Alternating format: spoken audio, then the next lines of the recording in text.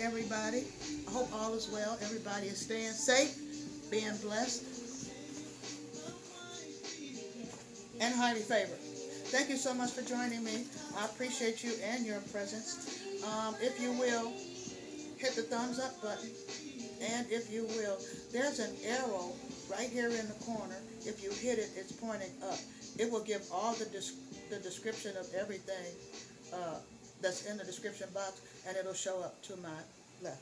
So, okay, thank you. That's where all pertinent information is listed in the description box, which is now this way. Put that arrow. Okay. Give me a thumbs up if you will. I appreciate it. Thank you so much. Now, we're still talking about Alzheimer's and dementia. Now that we have experienced dementia and Alzheimer's through our family members, friends, loved ones, and relatives, we need to discuss how to stay out of that position ourselves. Okay? Listen, I by no means am an expert, but I have lived long enough and been around long enough people to see the difference. Okay? Why is it that some senior citizens can live to be more than 100 years old and still be in their right minds, have all their wits about them, and the use of their limbs? Then on the other side, some people are not even making real senior citizenship, and their minds are gone already. Okay? Or leaving already. There has to be something those that get this disease are doing in common or not doing at all. And likewise, there has to be something those that do get this disease are doing in common, and maybe without even knowing it, really. So, now let's look and Bible-believing Christians, God has promised us 70. Now, let's just break that down. 70 is 20 years. All right? So 70 is 3 times 20, that's 60 years. Plus 10, that's 70 years. So God has promised us as Bible-believing, Bible-toting, God-fearing Christians 70 years on this earth. Now that does not mean 70 years free of trouble, heartache, hard times, or pain. It means when we hit those things, trouble, heartache, hard times, and pain, we are to go to God in prayer for the answer directly. Okay? People, Lord have mercy. We need to get back to asking God for everything, including healing. I am so serious right now. We have not because we ask not. I know it sounds so simple and it sounds too easy to believe it could happen for real, because for God to answer our prayer just because we ask. But if you believe it, you have it, seriously. So for those of you who feel like God is over there, I am over here, and what has he to do with me? All I can say is try him and see. Just try him and see.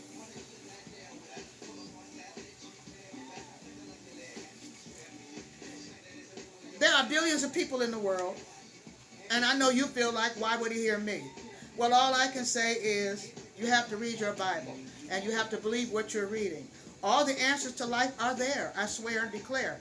There really is nothing new under the sun. Everything that is happening now has already happened prior to now, for real. You may have to read it, the Bible, more than once, or a chapter more than once, but do what you got to do to get where you need to be. The problem is most people don't even think about it until they run across somebody else who does. How does it feel? How do you feel about yourself? Have you even taken the time to think about that question? Because it's not automatic that we love ourselves, you know. In my lifetime, I have truly learned, and I have met people that really they don't love themselves. There really are people in this world who do not love themselves. I mean,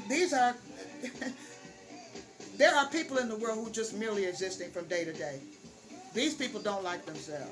They don't like themselves, and they set out, believe it or not, to make you as miserable as they are, because misery loves company, and they're trying to recruit you into their misery. Okay? You don't have to do anything. You don't have to say anything. You don't have to tell them anything. They will create misery exclusively for you. Just keep smiling. Just keep laughing. They will come up with something to turn that thing around so they can feel good about themselves. Making you feel bad makes them feel good. How sad is that? Okay, we'll talk about that another time. But you have to keep yourself out of Alzheimer's and dementia's way by keeping your mind stimulated.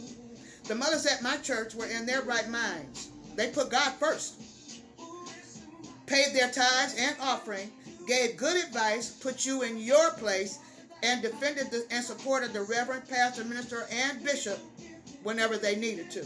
So watch what you say in front of them about their pastor, their leader. They don't play that. They just don't.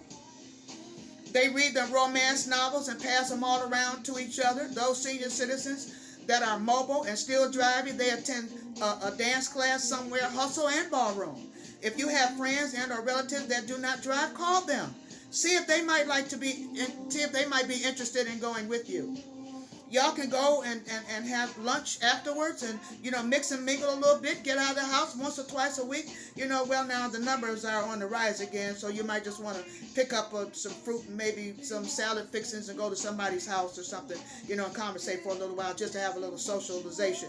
Once or twice a week is all you need, just an hour or two. It doesn't take much. Lord help us all.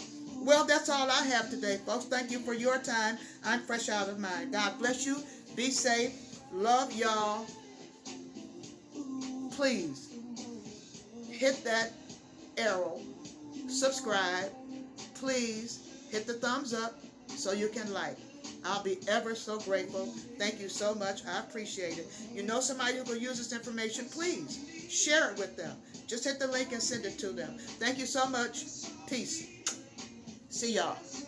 Bye.